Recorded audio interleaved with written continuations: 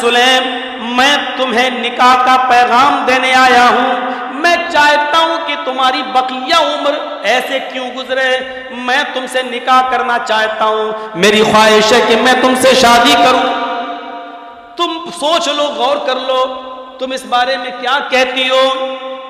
سلیم کا جواب، قل ان الموت الذي تفرون منه فإنه ملاقيكم ثم تردون إلى عالم الغيب والشهادة فينبئكم بما كنتم تعملون۔ اے محمد صلی اللہ علیہ وسلم، اے میرے پیارے نبی، کہہ دو ان لوگوں سے جو موت سے پیچھا چھڑانا چاہتے ہیں، کہہ دو ان سے، ان الموت الذی تفرون منہ، جس موت سے تم بھاگ رہے ہو، جس موت سے تم پیچھا چھڑا رہے ہو، جس موت سے تم بچنا چاہتے ہو، جس موت سے تم بچنا چاہتے ہو، فَإِنَّهُ مُلَاقِيكُمْ، وہ موت تم سے ملاقات کر کے رہے گی، وہ موت تمہیں آ کر رہے گی۔ یہاں قرآن نے ایک بڑا پیارا لفظ استعمال کیا ہے، بہت پیارا ورڈ استعمال کیا ہے، ملاقات کا۔ وہ موت تم سے ملاقات کر کے رہے گی، فَإِنَّهُ مُلَاقِيكُمْ۔ ملاقات کس کو کہتے ہیں؟ آپ کی ہم سے ملاقات ہوئی، ہم نے آپ سے ہاتھ ملایا، آپ نے ہم سے ہاتھ ملایا، ہم نے آپ کو حق کیا، آپ نے ہم کو حق کیا، ہم آپ کے گلے لگے، آپ ہمارے گلے لگے، آپ نے میری آنکھوں میں آنکھیں ڈالی، میں نے آپ کی آنکھوں میں آنکھیں ڈالی، آپ مجھے دیکھ کر مسکرائے، میں آپ کو دیکھ کر مسکرایا، اس کا نام ہے ملاقات۔ کیسے ہیں؟ ٹھیک ہے، خیریت؟ یہ کہلاتی ہے ملاقات۔ اور اللہ نے کہا ہے یہ موت جس سے تم بھاگ رہے ہو، یہ ملاقات کر کے رہے گی، دوست کو بھی دشمن کو بھی۔ موت سے نہ کسی کی، موت کو نہ کسی کی سے دوستی ہے، نہ کسی سے دشمنی، اس کی نظر میں سب برابر ہے۔ وہ آپ کے مسجد کے باہر لنگڑے اور لولے، اپاہج، بھیک مانگنے والے سے بھی گلے ملتی ہے، اور وہ پرائم منسٹر سے بھی گلے ملتی ہے، وہ نالیاں صاف کرنے والے سے بھی ملاقات کرتی ہے، اور وہ مخملوں پہ سونے والے بادشاہوں سے بھی ملاقات کرتی ہے۔ اس موت کو کسی سے ملاقات کرنے کے لیے باڈی گارڈ کی ضرورت نہیں پڑتی ہے، کسی چیز کی ضرورت نہیں ہے، اور اس موت کو کسی جگہ کوئی روک بھی نہیں سکتا کہ اس کی انٹری پر بین ہو کہ تم یہاں نہیں گھس سکتے ہو، نہیں، اس پر کوئی بین نہیں۔ بڑا پیارا لفظ استعمال کیا، جس موت سے تم بھاگ رہے ہو، فَإِنَّهُ مُلَاقِيكُمْ، وہ موت کو تم سے ملاقات کر کے رہے گی، تمہاری آنکھوں میں آنکھیں ڈال کر رہے گی۔ ثُمَّ تُرَدُّونَ إِلَىٰ عَالِمِ الْغَيْبِ وَالشَّهَادَةِ، پھر تمہیں ہر چیز کا علم رکھنے والی ذات کے پاس لا کر کھڑا کر دیا جائے گا، پھر تمہیں عالم الغیب کے سامنے، اللہ رب العالمین کے سامنے، جو ہر چیز کو چھپی ہوئی ہو یا ظاہر جاننے والا ہے، جو حاضر ہے، اس کے سامنے تم کو لا کر کھڑا کر دیا جائے گا۔ فَيُنَبِّئُكُم بِمَا كُنتُمْ تَعْمَلُونَ۔ اور آئے موت سے بھاگنے والوں، جب تم اللہ رب العالمین کے سامنے کھڑے کر دیے جاؤ گے، اس کے سامنے پیش کر دیے جاؤ گے، پھر وہ تمہیں سب کچھ بتا دے گا، ہر ایک چیز کی خبر دے دے گا جو تم نے زمین کی پیٹھ کی اوپر کیا ہے، جو تم کام کیا کرتے تھے، جو تم اعمال کیا کرتے تھے، اچھے ہوں یا برے، ہر چیز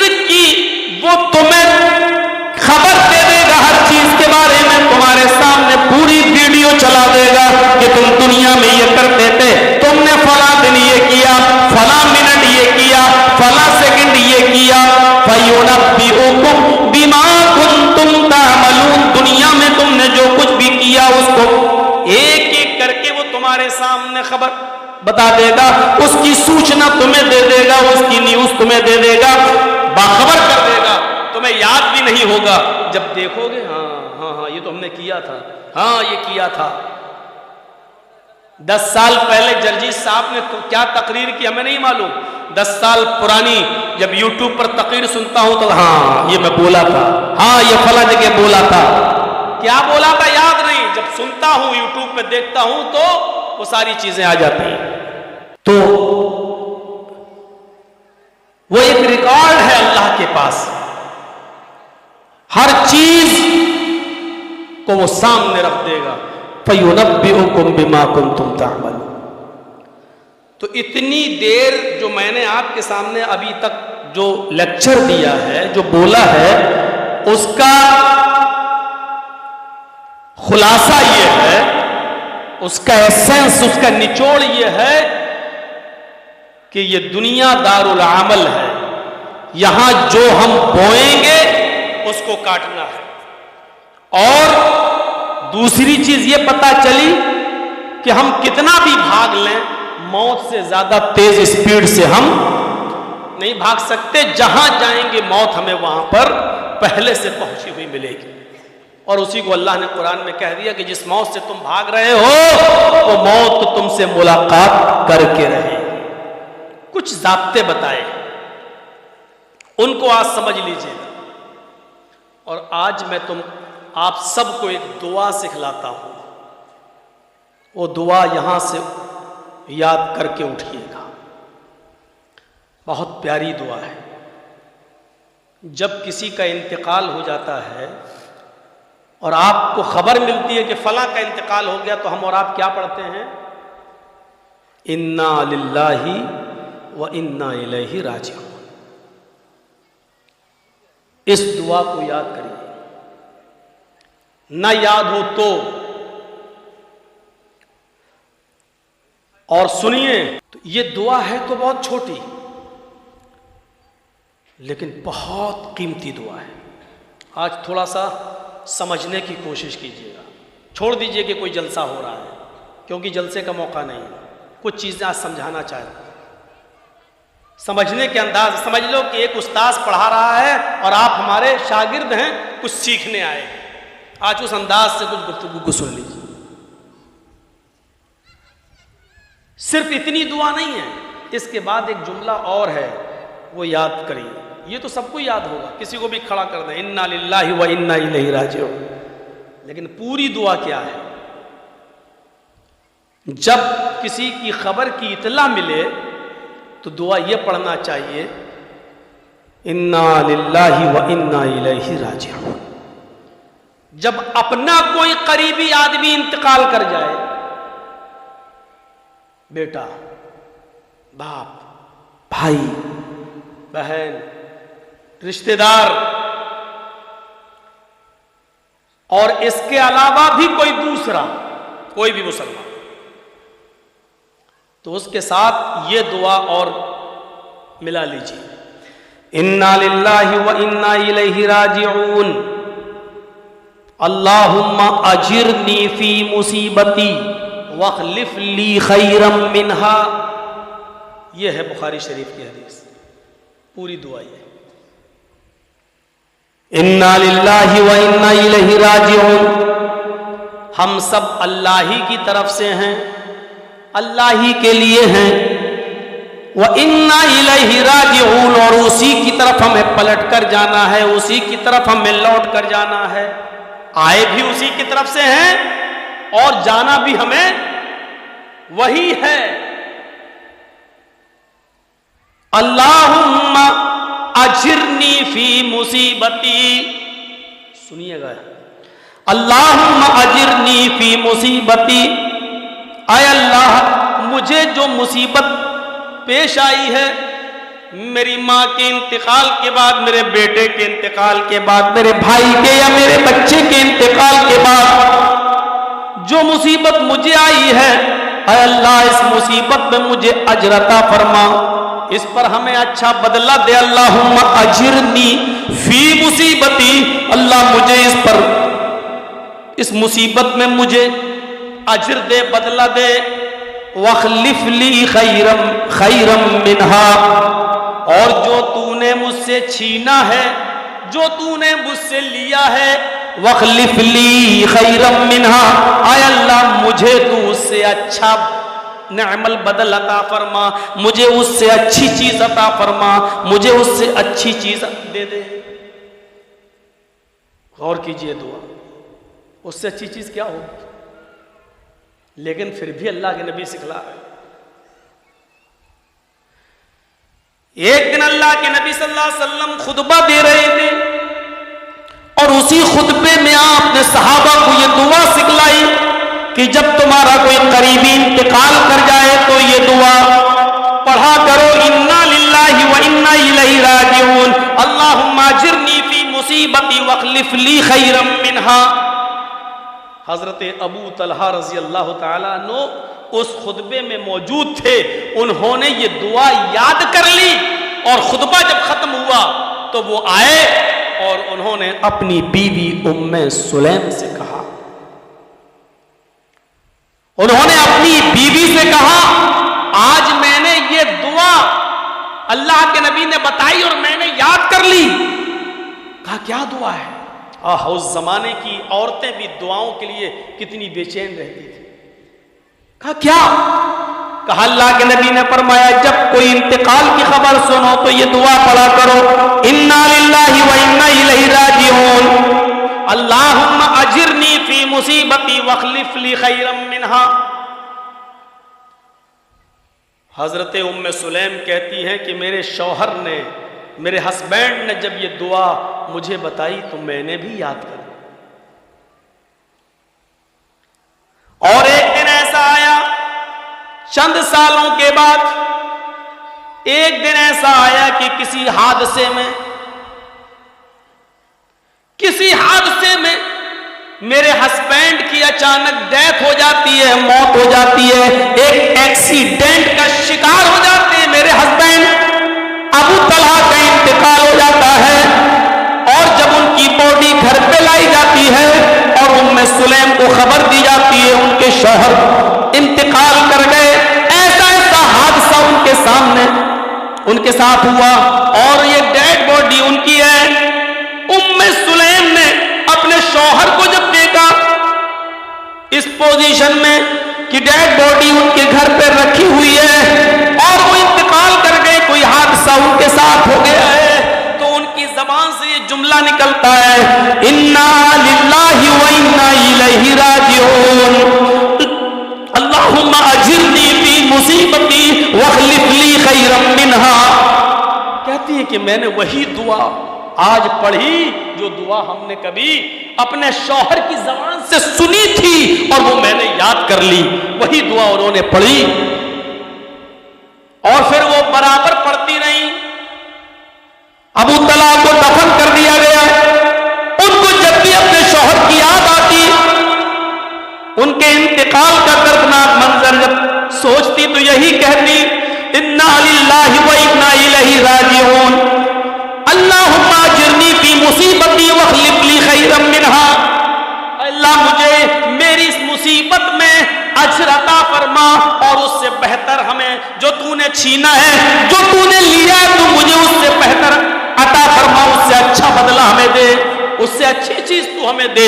ام سلیم کہتی ہیں کہ ایک دن میں سوچنے لگی ایسا کیسے ہو سکتا ہے، میرے شوہر سے اچھا بھلا اور کون ہو سکتا ہے، اتنا لاڈو پیار کرنے والا میرا آدمی چلا گیا، اور میں اللہ سے یہ دعا مانگ رہی ہوں کہ اللہ مجھے مصیبت میں صبر کی توفیق عطا فرما، اجر عطا فرما، اور جو تو نے چھینا ہے اس سے بہتر عطا کر، اس سے بہتر چیز ہمیں دے دے۔ بھلا میرے شوہر سے بہتر کون ہو سکتا ہے؟ فطری چیز ہے، سوچ ان کی صحیح ہے۔ فرماتی ہیں میری عدت کے دن ختم ہوئے، شوہر کے انتقال کے بعد جو بیوی 4 مہینے 10 دن کی عدت گزارتی ہے، عربی تاریخ کے حساب سے، اور طریقہ آپ کو معلوم ہے، اگر مغرب کی اذان سے پہلے کسی کا انتقال ہوتا ہے تو وہ دن بھی جوڑا جائے گا۔ مثلا کسی شخص کا انتقال 6 بجے ہوتا ہے شام کو، اور اذان ہو رہی ہے 6:10 پر، تو آج کا دن جوڑا جائے گا اور اس کو پہلا دن مانا جائے گا۔ لیکن اگر کسی کا انتقال مغرب کی اذان کے بعد ہوتا ہے، آج کون سا دن ہے؟ جمعرات، مغرب کی اذان کے بعد اگر کسی کا انتقال ہوتا ہے تو جمعرات کا دن نہیں جوڑا جائے گا، جمعہ جوڑا جائے گا، کیونکہ عربی کے حساب سے تاریخ سورج غروب ہونے کے بعد چینج ہو جاتی ہے۔ اگر آج کسی کا انتقال ہوتا ہے اور مغرب کے بعد ہوتا ہے تو جمعرات نہیں جوڑی جائے گی بلکہ جمعہ جوڑا جائے گا، جمعہ سنیچر۔ یہاں سے 4 مہینہ 10 دن گزارے گی، اور جیسے ہی 4 مہینہ 10 دن عربی کے حساب سے ہوں گے، مغرب کی اذان ہوتے ہی اس کی عدت ختم ہو جائے گی، اور مغرب کی اذان کے بعد، نماز کے بعد وہ اپنی عدت سے نکل جائے گی۔ اور اگر مغرب کی اذان سے پہلے کسی کا انتقال ہوتا ہے، جیسے آج جمعرات ہے، مغرب سے پہلے کسی کا انتقال ہوا تو آج کا دن بھی جوڑا جائے گا، جمعرات، جمعہ، کل دوسرا دن، پرسوں تیسرا دن، ایسے۔ یہی عقیقے کا معاملہ ہے، کوئی بچہ مغرب سے پہلے پیدا ہوتا ہے تو وہ پہلا دن مانا جائے گا، مغرب کے بعد پیدا ہوتا ہے تو دوسرا دن پہلا دن مانا جائے گا۔ اس سسٹم کو یاد رکھیے گا۔ تو کہتی ہیں ام سلیم کہ میرے شوہر کے انتقال کے بعد جیسی میری عدت پوری ہوئی، 4 مہینے 10 دن کی عدت پوری ہوئی، تو اچانک محمد رسول اللہ صلی اللہ علیہ وسلم نے میرے دروازے کو دستک دی، دروازہ کھٹکھٹایا، میں نے دروازہ کھولا، سامنے جناب محمد رسول اللہ تھے، میں نے کہا اندر آئیے، تشریف لائے۔ میرے پاس چمڑے کی، چمڑا جو ہوتا ہے آپ لوگ تو اچھی طرح جانتے ہیں، چمڑے کا تو کاروبار بھی یہاں ہوتا ہے، چمڑے کی کھال کا بنا ہوا تکیہ رکھا ہوا تھا، پلو، میں نے اس کے اندر کھجور کے پتوں کی چھال بھری ہوئی تھی، میں نے وہ پلو، میں نے وہ تکیہ میں نے اللہ کے نبی کو دے دیا، اور آپ اس کے اوپر ایسے ہاتھ رکھ کر یوں بیٹھ گئے۔ اور ابو طلحہ کے انتقال پر مجھے صبر کی تلقین کرنے لگے، چونکہ عدت کے دن میرے گزر چکے تھے، اس لیے فرمایا اے ام سلیم، میں تمہیں نکاح کا پیغام دینے آیا ہوں، میں چاہتا ہوں کہ تمہاری بقیہ عمر ایسے کیوں گزرے، میں تم سے نکاح کرنا چاہتا ہوں، میری خواہش ہے کہ میں تم سے شادی کروں، تم سوچ لو، غور کر لو، تم اس بارے میں کیا کہتی ہو؟ ام سلیم کا جواب، اے اللہ کے نبی، ایسی بد نصیب عورت کون ہو سکتی ہے کہ آپ جس کو نکاح کا پیغام دیں اور وہ اس کو ریجیکٹ کر دے، وہ بد نصیب ہی ہوگی، لیکن میرے ساتھ کچھ پریشانیاں ہیں، ان پریشانیوں کو پہلے میں شیئر کر دیتی ہوں، آپ کو بتا دیتی ہوں، میری ان پریشانیوں کو سن لیجئے، اس کے بعد اگر آپ کی طبیعت ہو تو نکاح کیجئے گا، ورنہ نہیں۔ میری پہلی پریشانی یہ ہے کہ میں سوکنوں کے معاملے میں بڑی خوددار ہوں، آپ کی پہلے سے اور بیویاں موجود ہیں، آپ ایک نکاح میرے ساتھ بھی کریں گے، میں سوکنوں کی بدتمیزی برداشت نہیں کر سکتی، میں اس معاملے میں بڑی خوددار ہوں، بڑی غیرت مند ہوں، میں برداشت نہیں کر سکتی ہوں کہ میرے باری میں یا میرے ٹائم پر کسی دوسری بیوی آپ کو ڈسٹرب کرے، بلائے، یا میری ان سے کچھ تو میں ہو جائے، میں اس سلسلے میں بڑی غیرت مند عورت ہوں، خوددار عورت ہوں۔ آپ نے فرمایا ٹھیک ہے، دوسری کوئی اور پریشانی ہو تو بتاؤ۔ کہتی ہیں کہ دوسری پریشانی ایک اور یہ ہے کہ میں اب عمر کے اس حصے کو پہنچ چکی ہوں کہ ایک شوہر کو اپنی بیوی سے خاص طور پر پیار و محبت جو چاہیے ہوتی ہے، اور ایک شوہر کو، ایک پتی کو، ایک ہسبینڈ کو اپنی پتنی سے جس چیز کی آرزو ہوتی ہے، شاید میں عمر کے اس حصے کو پہنچ چکی ہوں کہ میں آپ کی ہر وقت، آپ کی ہر آرزو کو میں پورا نہ کر سکوں۔ آپ نے کہا اچھا، اور کوئی پرابلم؟ کہاں ایک پرابلم اور ہے۔ کہا کیا؟ کہا ایک پرابلم ایک اور جو ہے وہ یہ ہے کہ ابو طلحہ جو انتقال کر گئے ہیں، ان کے بچے ہیں چھوٹے چھوٹے، جن کی کفالت کی ذمہ داری میری ہے۔ میں آپ سے نکاح کر لوں تو ان چھوٹے چھوٹے معصوم بچوں کا کیا ہوگا؟ اے اللہ کے رسول، اے اللہ کے نبی، میں ان بچوں کو کسی بھی حالت میں ان کے ددیال چھوڑ نہیں سکتی، اپنے سے جدا نہیں کر سکتی، یہ میری ایک اور شرط ہے۔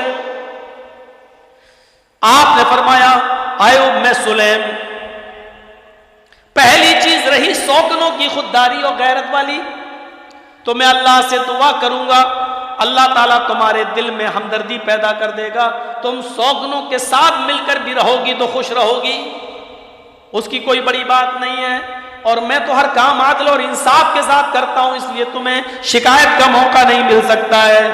رہی دوسری بات کہ میں عمر کے اس حصے کو پہنچ چکی ہوں کہ ہر وقت جب آپ چاہیں میں آپ کی ضرورت پوری کروں، وہ نہیں، کیونکہ میں اب عمر رسیدہ ہو چکی ہوں، بڑھاپے کے اندر میں داخل ہو چکی ہوں۔ تو فرمایا اے ام سلیم، عمر کے جس حصے میں آپ داخل ہو تقریباً میں بھی عمر کے اس حصے میں داخل ہو چکا ہوں، اور شادی کا مقصد صرف یہ نہیں ہوتا ہے کہ آدمی صرف ایک ہی چیز کا متلاشی رہے، میں تو تمہاری بچی ہوئی زندگی کے بارے میں سوچ رہا ہوں۔ یہ ماحول بہت عجیب و غریب ہے، یہاں بیوہ کا نکاح نہیں ہوتا ہے، طلاق شدہ عورت کا کوئی گھر نہیں بستا ہے، لوگ اس کو بری نظر سے دیکھتے ہیں۔ میں تمہارا گھر بسانا چاہتا ہوں، میں تمہارا ذمہ دار بننا چاہتا ہوں، میں چاہتا ہوں کہ تمہاری مصیبتوں میں تمہارے کچھ کام آ جاؤں۔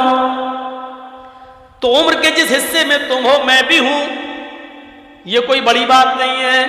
اور رہی بچوں کی بات، تو شادی جب تم کر لو گی، مجھ سے نکاح کر لو گی، تو تمہارے بچے ہمارے بچوں کی طرح ہوں گے، ہم ہی ان کی کفالت کریں گے، اور ہم ہی ان کی پال پوس کر ہم ان کو بڑا کریں گے، یہاں تک کہ وہ نکاح کے قابل ہوں گے تو ہم ان کا نکاح بھی کرائیں گے۔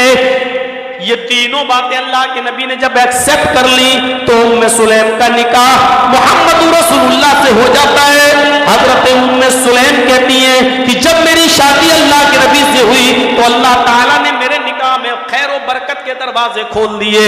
ایک دن کسی کا انتقال ہوا، میرے کانوں میں خبر پڑی تو میں نے پھر یہی دعا پڑھی، اللہم انا للہ و انا الیہ راجعون، اللہم اجرنی فی مصیبتی واخلف لی خیرا منہا۔ اچانک مجھے یاد آ گیا کہ اللہ تعالیٰ کے نبی نے جو دعا سکھلائی کہ اللہ مجھے اس مصیبت میں اجر عطا فرما، واخلف لی خیرا منہا، اور مجھے ایسی چیز عطا فرما جو پہلے سے بہتر ہو۔ آج مجھے میرے شوہر ابو طلحہ سے بہتر شوہر اللہ تعالیٰ نے مجھے عطا فرما دیا، یہ اسی دعا کا نتیجہ ہے۔ جبکہ میں یہ سوچ رہی تھی کہ ابو طلحہ سے اچھا کون ہمیں ملے گا، اتنا پیار کرنے والا پتی چلا گیا دنیا سے، اس سے زیادہ اچھا کون ملے گا۔ اللہ نے ابو طلحہ کے بدلے میں مجھے جناب محمد رسول اللہ عطا فرما دیا۔ پتہ یہ چلا کہ غم میں اور مصیبت میں صبر کرو، اور صبر کرنے کے بعد یہ دعا بھی پڑھی جائے کہ اللہم اخلف اجرنی فی مصیبتی واخلف لی خیرا منہا، تو اللہ تعالیٰ پہلے سے اچھا بدلہ بھی عطا فرما سکتا ہے۔ یہ صبر کا انعام ہے، یہ صبر کا بدلہ ہے۔ ہمیں مصیبتوں پہ صبر کرنے کی کوشش کرنی چاہیے اور یہ دعا یاد کرنی چاہیے۔ دیکھتے ہیں کتنے لوگوں کو یہ دعا یاد ہوگی۔ وہ تو خطبہ سنا ابو طلحہ نے، ایک ہی بار اللہ کے نبی نے دعا بتلائی اور یاد کر لی، اور ہم تو اس کو کم سے کم 8-10 بار ریپیٹ کر چکے ہیں۔ ابھی کسی کو کھڑا کر کے پوچھے تو شاید نہیں بتا پائے گا، اور کھڑا کر دوں گا تو کہے گا مجھے کو کھڑا کرنے کو تھے، کوئی اور نہیں ملا تھا۔ صرف ایک بار اللہ کے نبی نے پورے جمعے کے خطبے میں دعا بتائی تھی اور یاد کر لی صحابہ۔ ہم تو 8-10 بار بتا چکے، انا للہ و انا الیہ راجعون تو یاد ہی ہے سب کو. آگے والا جملہ بہت چھوٹا سا, اللہم اجرنی فی مصیبتی واخلف لی خیرا منہا, بس اتنا سا جملہ.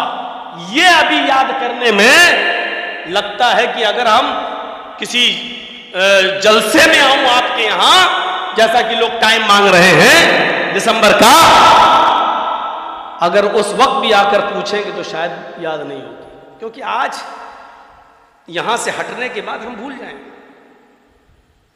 ابھی تک بس ایک ذہن بنا ہے, لیکن کل جیسی ہم چائے کی ہوٹلوں میں بیٹھے بھول جائیں گے. بس ہاں تقریر اچھی ہوئی ہے ماشاءاللہ, ہاں مولانا صاحب نے بڑی اچھی بات بتائی ہے, ارے دن بتایا ہے عقیقے کا دن کہاں سے جوڑا جائے گا, کہاں پہ ختم ہوگا, مغرب سے پہلے. ارے کیا آج تک کوئی مولوی نہیں بتاتا ہے مولانا صاحب. یہ سب چرچے ہوں گے, لیکن اسی چائے کی دکان پہ پوچھ لو جو دعا بتائی تھی وہ یاد ہوئی؟ ابھی تو نہیں ہے, کر لیں گے. وہ دعا یاد نہیں. پوری تقریر بند کر دو, چھوڑ دو میری, آج صرف یہ دعا یاد کر لو, کامیاب. انا للہ یاد, اللہم اجرنی فی مصیبتی واخلف لی خیرا منہا.